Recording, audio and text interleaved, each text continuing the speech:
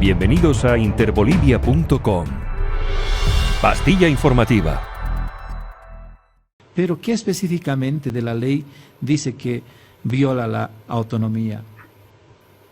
Como le había dicho, por ejemplo, en los artículos 269 al 305 de la Constitución Política del Estado establece la forma de las autonomías, de cómo las entidades municipales deben poder hacer sus planificaciones de acuerdo a sus necesidades, que obviamente ninguna realidad es igual a la otra, ni en el seno familiar, ni mucho menos en las regiones. Sin embargo, en el resumen de todo esto, pues el gobierno central obliga a los gobiernos subnacionales, a las universidades, a las ETAs, de que hagan sus planificaciones de acuerdo a lo requerido por el gobierno central. Si al gobierno central no le interesa, no sé, la 45% de los IDHs para la región del Chaco, pues obviamente va a decir, no se puede poner esto dentro de su planificación, no se puede gastar esto dentro de lo que ustedes quieren gastar de acuerdo, no sé, para hacer un puente en un lugar necesitado, en un lugar X de la región. Si el gobierno central dice no, y se acabó, ¿dónde queda la autonomía?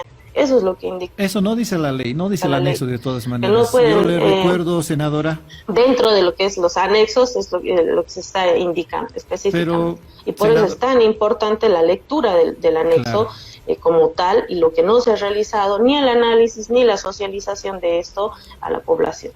Senadora, el artículo 172 de la Constitución Política del Estado, en el inciso 10, dice: son atribuciones del presidente del Estado presentar el plan de desarrollo económico y social a la Asamblea Legislativa.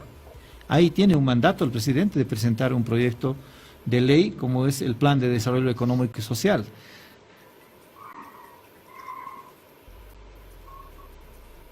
Tiene atribución al presidente de hacer los planes nacionales. Como le acababa de leer, senadora, el artículo 172, inciso 10, señala que el presidente, es una de las atribuciones del presidente del Estado presentar el plan de desarrollo económico y social a la Asamblea Legislativa. Creo que en esa medida el presidente Arce presentó a la Asamblea y obviamente surgió esta ley 1407. Tiene también atribuciones el presidente. Sí, porque también se dice tiene que viola la atribución, pero se debe autonomía cuando respetar, no está sobre todo disponible. las autonomías establecidas dentro de la Constitución Política del Estado. O sea, Sí. Esta ley pone bajo el mandato del centralismo todas las situaciones, ideas y la planificación de las entidades. No hay permiso, no se puede realizar nada sin el permiso del gobierno central. Por ejemplo, ¿qué no se puede parece hacer? Obviamente que no es adecuado. Por ejemplo, ¿qué no se puede hacer? Porque es cierto, las directrices son nacionales, no vas hace rato poníamos como ejemplo con mi colega, estando en el Chaco no te van a obligar a producir trucha, por ejemplo, o sembrar, no sé, algunos productos del altiplano, cuando ahí sí su vocación productiva es otra. Estando en el altiplano, en las poblaciones circundantes al lago Titicaca, a las alcaldías no les vas a obligar a que produzcan banano, por ejemplo. En ese tipo de situaciones creo que la ley violentaría, digamos, las autonomías, pero la ley no dice eso. La ley plantea precisamente en sus anexos que cada municipio, en función de su vocación productiva, puede desarrollar proyectos de desarrollo. Así es, dentro de las atribuciones y dentro de la parte superficial de lo que es la ley, te deja esta opción de manejo. Sin embargo, no se puede hacer nada sin el permiso específico, ¿no? Si es que esto no le conviene al gobierno central, pues obviamente va a ir recortando los recursos para estas ideas, estos proyectos, así la región lo tenga como necesidad prioritaria. Desde el 2006 que el gobierno del MAS recibe el país con casi saneada de deudas, ha ido generándose un endeudamiento externo increíble, ¿no? Pese a la bonanza económica que se ha tenido en el país. Entonces, ahora lo que estamos viendo que estas leyes pues están tratando de generar el control extremo de la población, el control extremo de las entidades o gobiernos subnacionales para poder captar los mayores recursos económicos y subsanar aquellas deudas que se han ido generando de forma desmedida a partir del 2006, ¿no? Entonces, si es que estos proyectos no les sirve para poder o gastan demasiados recursos económicos y no les sirve al gobierno central, necesita recurrir y pasar la mano por estos proyectos, pues lo va a hacer. Y en esta ley no hay nada que prohíba al gobierno de decir, tú no puedes hacerlo y yo necesito esto para mi región y lo voy a hacer. O sea, no hay en ningún articulado, en ninguna parte donde haya esta obligatoriedad del gobierno central respetar las decisiones autónomas de cada región. Senadora, Además, senadora, buen día. Le saluda Marco Ibáñez. Nos imaginamos que como comunidad ciudadana han realizado un análisis de la ley 1407. ¿Harán alguna representación? Porque de acuerdo a lo que nos anticipa, están observando esta normativa. Como comunidad ciudadana, ¿harán una representación a través de los mecanismos legales que establece la Constitución?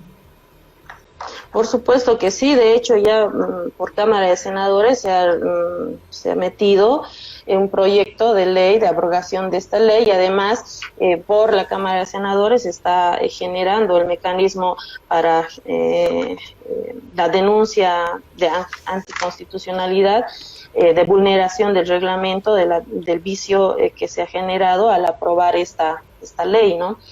Ha sido muy irregular dentro de la Cámara de Senadores y bueno, se están generando los mecanismos necesarios. Es decir, que van a ir un nivel más arriba, van a ir a tocar las puertas del Tribunal Constitucional para hacer una representación también ahí. Así es, ya de hecho se está realizando esto. Tenemos una gran constitucionalista, como es la senadora Salame, y ella está liderizando esta acción inconstitucional sobre la aprobación de la ley. Asimismo, aprovecho para recalcar que tenemos una ley muy necesaria, necesaria para el sector, uno de los sectores más vulnerables de nuestra sociedad, como es la ley del cáncer, que se ha promulgado, se ha sancionado hace bastante tiempo atrás, hace más de 2 o 3 años atrás, se ha sancionado en la Cámara de Senadores. Sin embargo, hasta el día de hoy no se ha promulgado absolutamente nada. Se ha pasado las épocas más difíciles de la pandemia con la necesidad de este sector tan vulnerable de la sociedad, que son aquellas personas que padecen de cáncer, cualquier tipo de cáncer. Y hasta el día de hoy no hay el reglamento para poder promulgar esta ley y que vaya en beneficio de la sociedad. Leyes tan importantes como estas, que realmente benefician a la sociedad en su conjunto, no se promulgan. Y sin embargo, hay leyes como estas que le interesa específicamente al gobierno, solo al gobierno, para tener el control absoluto de la sociedad, que se promulgan como sea, a la hora que sea. De hecho, como les había comentado, con todas las irregularidades de esta ley se sanciona y se promulga 4 días después, o sea, a la velocidad del rayo.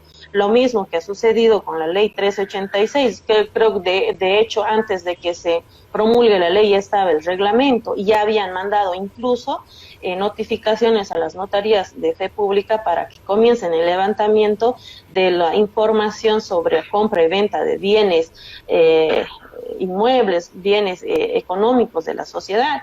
Y o sea, es totalmente a la velocidad del rayo, y hay otras leyes que no tienen normativa y que realmente benefician a la sociedad. Eso es lo que más nos llama la atención, de que estas leyes, varias de estas leyes están, además de basarse en un hipercentralismo, en un hiperestatismo, un hiperautoritarismo, es básicamente para el control desmedido de la sociedad. Sin embargo, no hay otras que vayan en beneficio de los sectores más vulnerables. Senadora, le agradecemos muchísimo por su gentileza con la Razón Radio. Será hasta otra oportunidad. Muchísimas gracias a ustedes, un saludo. Subimos vídeo y contenido todos los días. Suscríbete a nuestro canal y no olvides activar la campanita para que te llegue todas las notificaciones.